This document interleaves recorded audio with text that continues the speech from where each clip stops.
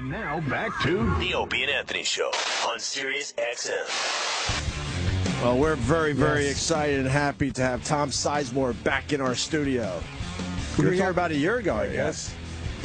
Was it a year ago? About that, yeah. Probably about a year ago. Yeah, it was not long ago. Because I remember you telling us that you were going to write a book. And guess what? The book is here, and it's amazing. One of those rare times I did what I said.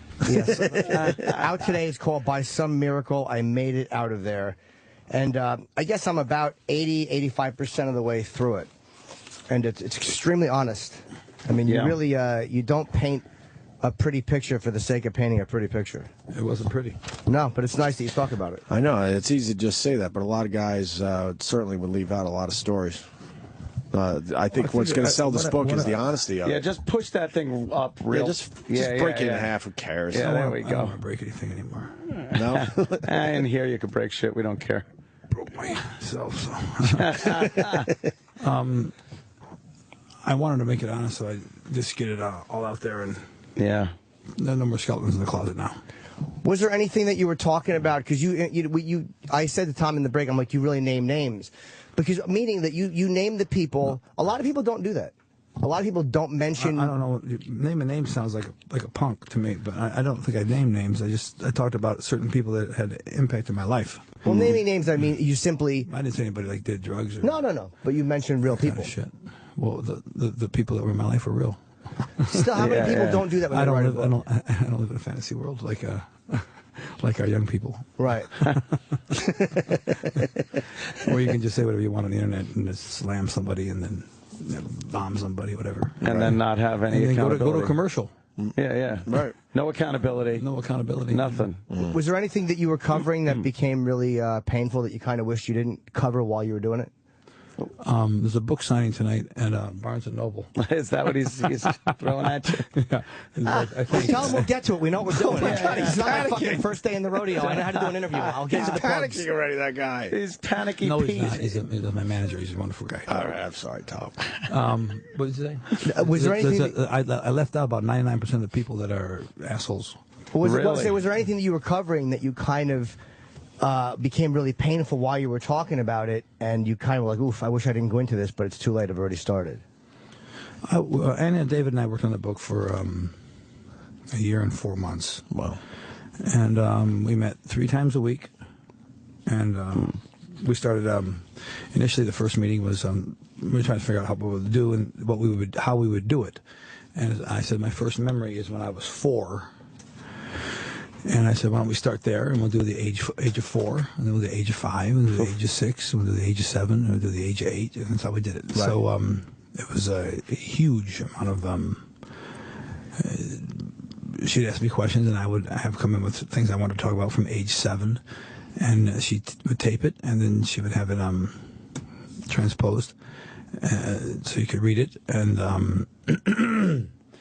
she'd edit it, and then give it to me, and it was a painstaking process, and it was a tome, and that she was able to cut it down to 226 pages is quite a testament to her talent. It must be kind of freeing, though, to put everything out there so no one could really hold anything over your head anymore, right? All the skeletons are out of the closet. Yeah. The first time you tried crystal meth, you were sober when you heard about that, or that kind of was a relapse for you? Well, I was sober. I mean, I was clean. I wasn't doing drugs, but I wasn't sober. I mean, I wasn't working a program or anything. I just hadn't used since '97. Okay. So, I initially was going to meetings and stuff. That's what I do now. I mean, now I do the footwork. All these these cliches that I just thought were, silly, and they all work. That's why they're cliches. Which is you got to get a sponsor, and you got to work the steps, and you got to go to meetings, and you got to get a commitment. And if you feel like you don't want to do something with regard to your sobriety, that's probably what you should do. Yeah. And I don't like being such a serious person. But being sober is serious business, and it has gotten lighter and more lighthearted. And Bob Forrest keeps. I don't get to talk to him enough. I talk to him often. You know, Bob said as time goes on, the lightness in life returns, and but I was in seriously in bad shape. So I had to take it very seriously about. I just can't put anything in my body. I got an allergy with any type of substance. I mean, yeah. If I drink a glass of wine, I mean, it's just.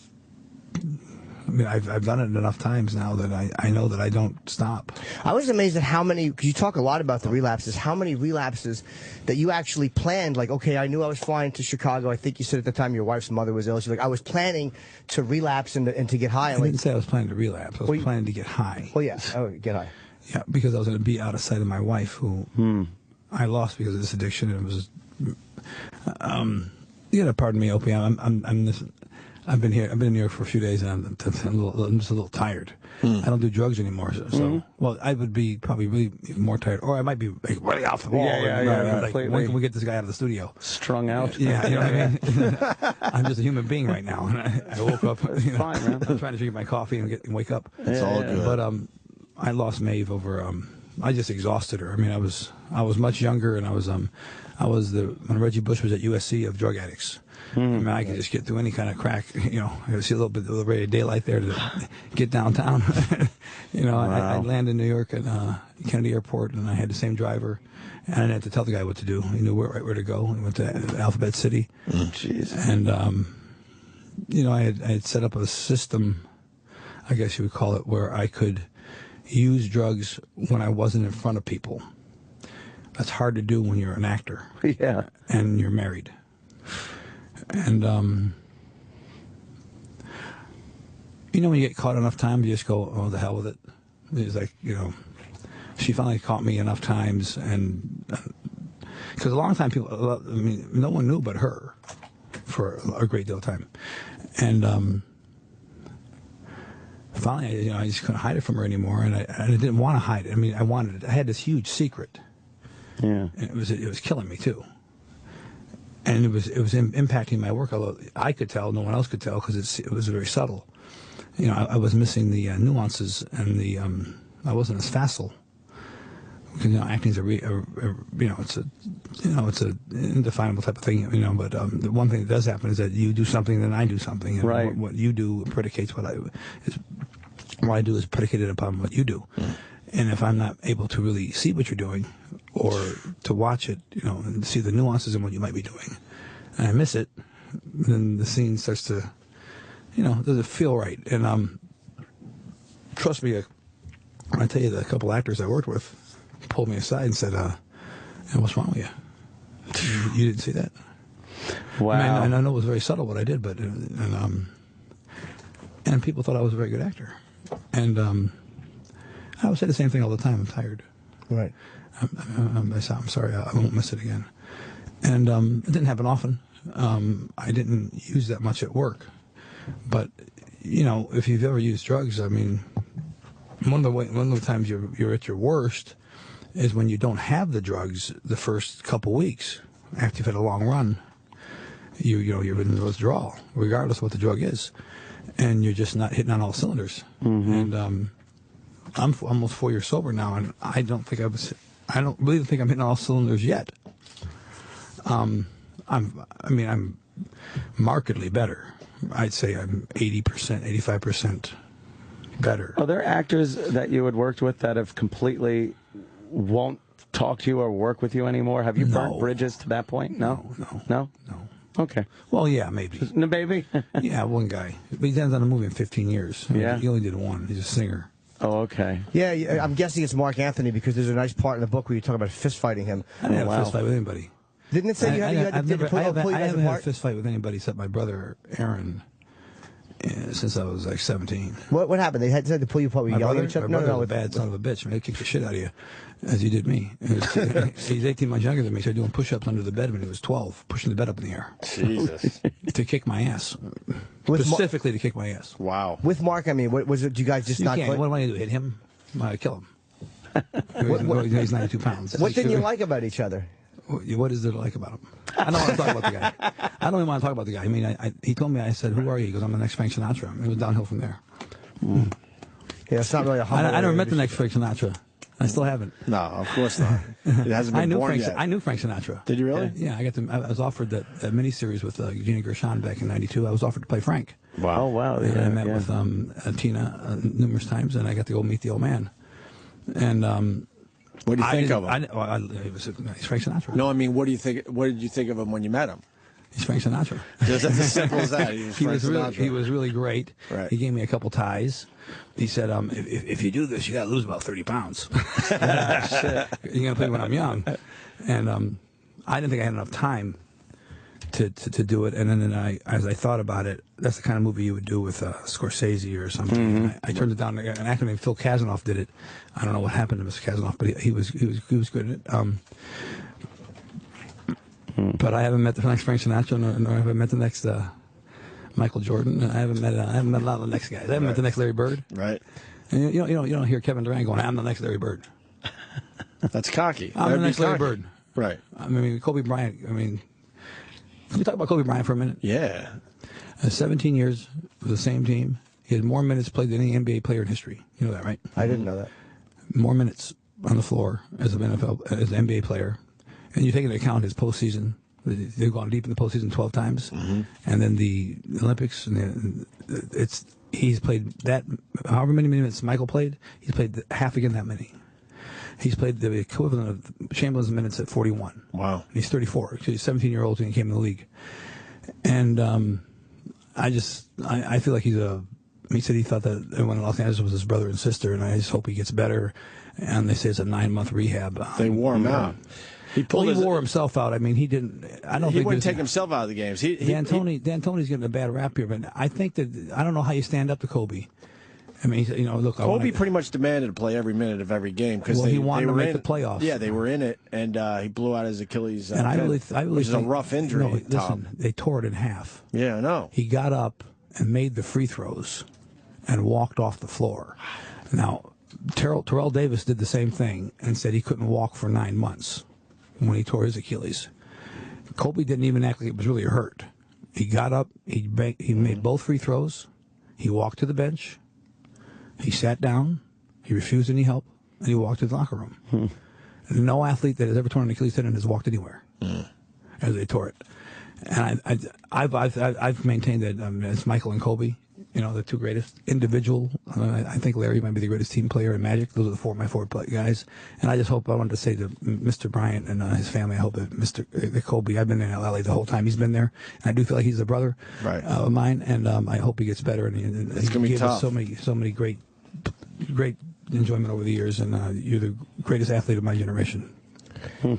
Do you feel like, you're obviously a very, very respected guy in the business. You're a very respected actor. Your work is tremendous. I mean, Natural Born Killer, Saving Private Ryan. I mean, there's a lot of amazing work. And then you had a downfall. You went to jail. And do you feel I went to prison. Okay, prison. Jail's a Holiday Inn. You went to prison. Prison's not the Holiday Inn. Prison's prison. Do you feel like you're kind of back where you want to be, or you're still kind of fighting your way back? Oh shit, man! I mean, I'm not where I want to be.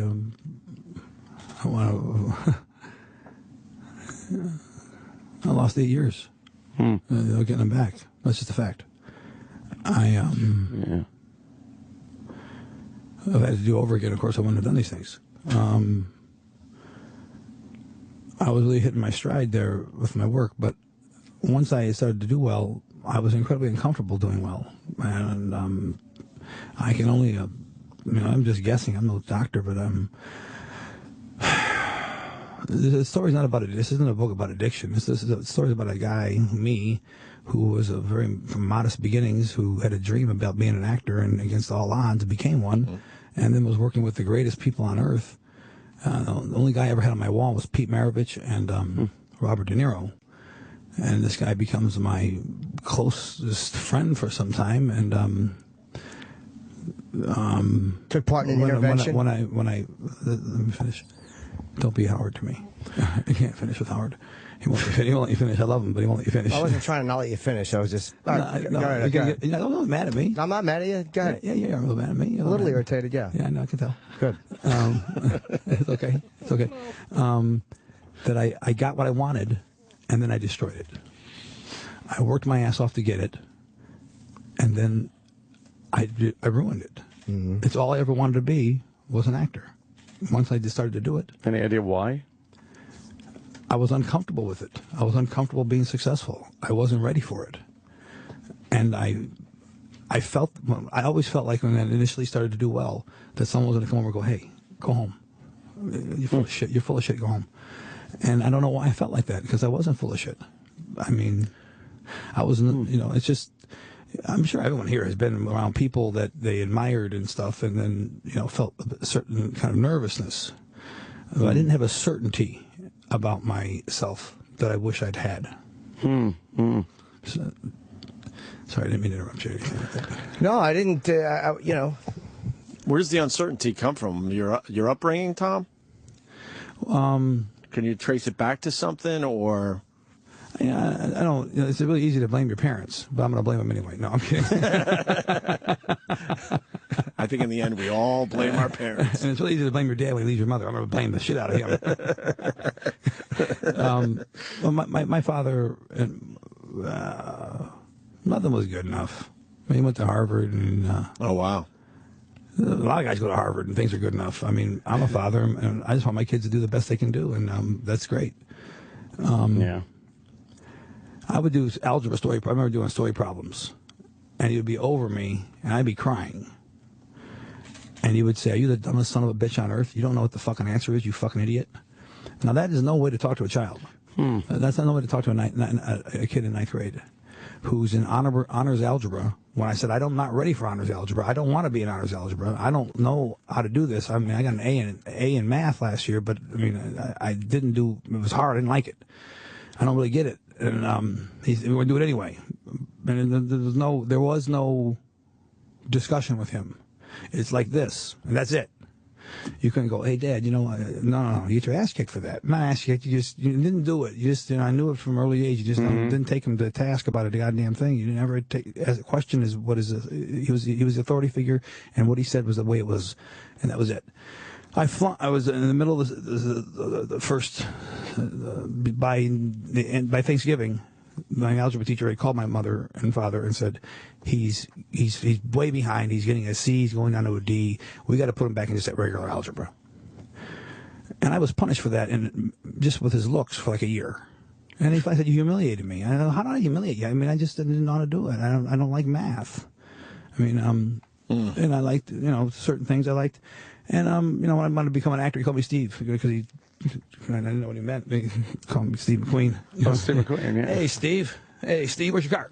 Well, maybe that's part of it. So he didn't support your line of work. My desire to be an actor was not met with any enthusiasm at all by anybody. No. Wow. So I don't think many parents. I mean, if my kids wanted to be actors, I would be hard pressed to go, "That's a great idea." Being an actor is just a really easy thing to do. You can make a great living at it, and you meet wonderful people. You meet a lot of nice people, but it's not an easy thing to do, and it's very hard to be successful at it, and it's hard to sustain a career. I mean, how many actors do we know that just aren't doing well right now, that didn't do anything like I did, and are having trouble getting work? Yeah. It's just not a consistent way to make a living. But I would support them. Okay, that's what I was going to ask you. But you would at least support them, but you would lay it out like, look, it's not as easy as you think it would be. I'd lay it out there like this. Here, this is what the probability of you. I don't want to dissuade you from it, but here's what, from being an actor, this is what you're going to look. This is what it looks like. Now, knowing this now, you make up your mind. Now, they couldn't do that for me because they didn't know. They just thought, my dad would look at the TV and go, "You think you're going to be on this TV? Are you the biggest asshole that ever lived? You're an idiot. You're a moron. This is Spartacus. You're going to be in Spartacus?" And I go, "Well, I'm not going to be in Spartacus. They made it already." "Okay, you're going to be in the next Spartacus." You just got to leave the room. Tom, so the question is this. How did he feel when you made it? Was he around? Yeah, he was happy I made it. Listen, he was a mixed bag. My dad was my hero. I loved him. He was the things I'm talking about here were those little glitches that would happen when big decisions had to be made. By and large, my father was a wonderful father and a loving father. He was my hero and my idol, and I loved him. He was a great teacher and a great person and a loving father, and he loved the hell out of his kids. But with regard to like our futures and what we were going to do and be, and he had a lot of opinions about it. Mm-hmm. That always weren't the most. What's the word I'm looking for? When someone's Don't ask me. Optimistic. When someone's trying to, give you a little boost. Encouraging. Yes. He wasn't the most encouraging at times about what you might want to do. Right. Well, what was his career path? Obviously, he was into math. My dad? Was he a math guy? Why was he pushing math? No, he was a lawyer, but he was very good at math. But yeah, he pushed math on you, so I assume he had some kind of passion for that. He was in education. Gotcha. It was in education. We got to plug the book properly too. You can see Tom tonight at the Tribeca Barnes and Noble, 6 o'clock. It's 97 Warren Street here in New York. He will be signing this book, so you can go in and say hello to Tom and get a copy of the book. It really is a great book. It's called By Some Miracle, I Made It Out of Here. I'm sorry, I made it out of there. I'm sorry. What? Are you going to do the next fake dog shit with me? I might, yeah. It just depends on the schedule. If I can, I will. Yeah, I'll tweet that out as well. Coming up, we got Ricky Gervais coming in. Yeah, he's right outside the Oh, studio. Ricky out there? Do you know Ricky Gervais? Oh, cool. Is he a singer? No, he's a great comic actor. Oh, I know who he is. Genius. Yeah, I know who he is. Yes, I know who he is. Great guy. So the book, you can see Tom. Check him out tonight. I mean, if you're in the city, go down to the Tribeca Barnes and Noble and buy a copy of this book. It's out today, and it truly is a great read. It's the first book I've read in a long time where the backstory of the family kept me very, very interested. Really? Yeah. It really did? Yeah, the father being a genius and not going back to Harvard. There was a tremendous amount that I found fascinating. So thank you very much. I recommend this book highly. I got to piss. Yeah, we got to So take a we'll quick take break. Tom Sizemore, very talented, thanks, man. gifted guy. Thank you very much. Appreciate it. Bye. The Opie and Anthony Show continues in moments.